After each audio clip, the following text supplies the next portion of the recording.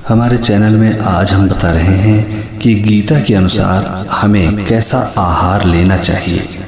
साथ ही हम ये भी बताएंगे गीता का युक्ताहार विहार का सिद्धांत क्या है। कम ही लोग जानते होंगे कि निष्काम कर्म की प्रेरणा देने वाली श्रीमद् भगवत गीता स्वस्थ, सुदीर्घ और उन्नत जीवन की सर्वोत्कृष्ट आहार संहिता भी है। गीता में स्वस्थ और सुखी जीवन के लिए संतुलित आहार की आवश्यकता को भगवान श्री कृष्ण अर्जुन के माध्यम से सारगर्भित रूप से व्याख्यान देते हैं। श्रीमद् भगवत गीता में योगीराज श्री कृष्ण स्पष्ट रूप से कहते हैं कि आहार शुद्ध होने पर ही अंतःकरण शुद्ध होता है और शुद्ध अंतःकरण में ही ईश्वर में स्मृति सुदृढ़ होती है और स्मृति सुदृढ़ होने से हृदय की अविद्या जनित गांठें खुल जाती हैं। स्वस्थ और सुखी जीवन के लिए संतुलित आहार की आवश्यकता को भगवान श्री कृष्ण अर्जुन के माध्यम से बताते हैं। गीता कहती है कि पहले शरीर को स्वस्थ करो तब आगे बढ़ो, अन्यथा तुम मन का ही विरोध करने लग जाओगे। मन चाहे महापुरुष में लगाओ या भगवान में, अगर शरीर में कहीं दर्द हो रहा है तो आपका ध्यान, आपका मन दर्द की तरफ खींचता चला जाएगा और उस महापुरुष और भगवान की ओर ध्यान नहीं लग पाएगा। गीता में व्यक्ति के व्यक्तित्व के अनुसार आहार की 3 तरह की श्रेणियों का वर्गीकरण मिलता है। ये श्रेणियां हैं सात्विक, राजसिक और तामसिक। मनुष्य के जीवन का इन तीनों का अलग अलग प्रभाव पड़ता है। जिस आहार में सत्व गुण की प्रधानता होती है उसे सात्विक आहार कहा जाता है। ऐसा आहार बिना किसी बैर भाव के किसी को बिना दुख पहुंचाए प्राप्त किया जाता है।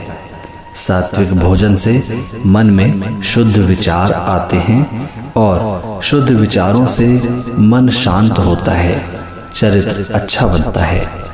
ऐसा व्यक्ति परमात्मा को प्रिय होता है। हरी पत्तेदार शाक सब्जियां, अंकुरित अन्न, दूध, दही, मक्खन और बिना लहसुन प्याज का हल्का ताज़ा बना भोजन सात्विक आहार के अंतर्गत आता है। वहीं तेज मिर्च मसाले वाला तला भुना भोजन और तरह तरह के मीठे तीखे व्यंजन राजसिक भोजन की श्रेणी में आते हैं। ऐसा भोजन मन को चंचल और विचलित करता है। तामसिक आहार की श्रेणी में आता है जीव हत्या करके उसके मांस से बनाया गया भोजन। मदिरा, तंबाकू आदि नशे से जुड़ी चीज़ों को भी इसी श्रेणी में रखा गया है। ऐसा भोजन करने से क्रूरता, क्रोध, लालच और आलस्य के मनोभाव विकसित होते हैं। श्री कृष्ण ने गीता में 4 तरह के भोजन के बारे में बताया है। वे कहते हैं ऐसा भोजन उत्तम होता है जो चबाने, चूसने, पीने या चाटने योग्य होता है। वे कहते हैं कि ऐसा आहार इसलिए ग्रहण करना चाहिए क्योंकि ये सब आसानी से पच जाते हैं और अच्छी पाचन शक्ति व्यक्ति की चेतना को ऊंचा उठाने में सहायक होती है। भोजन के ज्ञान विज्ञान को परिभाषित करते हुए श्री कृष्ण आगे कहते हैं कि पूर्ण एकाग्रचित होकर प्रसन्न भाव से परमात्मा को धन्यवाद देकर ही भोजन शुरू करना चाहिए। इस विधि से किया गया भोजन प्रसाद बन जाता है। आरोग्यम भोजनाधीनम अर्थात आहार का प्रभाव केवल स्थूल शरीर पर नहीं पड़ता अपितु मन पर भी पड़ता है। श्री कृष्ण कहते हैं तुम क्या हो ये तुम्हारे भोजन से पता चलता है। श्रीमद् भगवद गीता के 6ठे अध्याय के 17वें श्लोक में श्री कृष्ण अर्जुन से कहते हैं युक्ताहार विहारस्य युक्ता चेष्टस्य कर्मसु युक्त स्वप्नावबोधस्य योगो भवति दुःखा। अर्थात जिसका आहार और विहार संतुलित हो, जिसका आचरण अच्छा हो, जिसका शयन, जागरण और ध्यान नियमित हो, उसके जीवन के सभी दुख अपने आप समाप्त हो जाते हैं।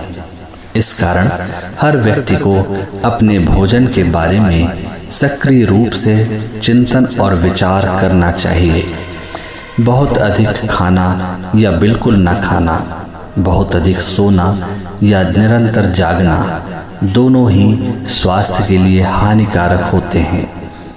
कारण कि ऐसे लोग एकाग्रचित नहीं हो सकते और न ही ध्यान साधना कर सकते हैं। इस प्रकार भगवद गीता में आहार की पवित्रता पर अत्यधिक महत्व दिया गया है। योगेश्वर का प्रतिपादन है कि जब जीभ के साथ समझौता हो जाता है तब आहार का विवेक चलता है। इसलिए भोजन वैसा करना चाहिए जिससे शरीर के साथ मन मस्तिष्क भी उन्नत बने। आहार का विवेक आज की सबसे बड़ी आवश्यकता है।